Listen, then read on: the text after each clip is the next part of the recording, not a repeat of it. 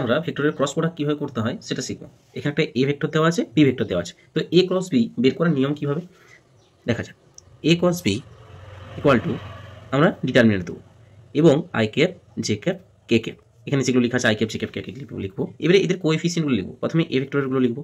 এটা 3, এটা 2, এটা কত আছে -1, কিছু নেই মানে -1, এখানে কিছু নেই মানে 1 আর মাইনাস যেহেতু আছে -1, এখানে কত।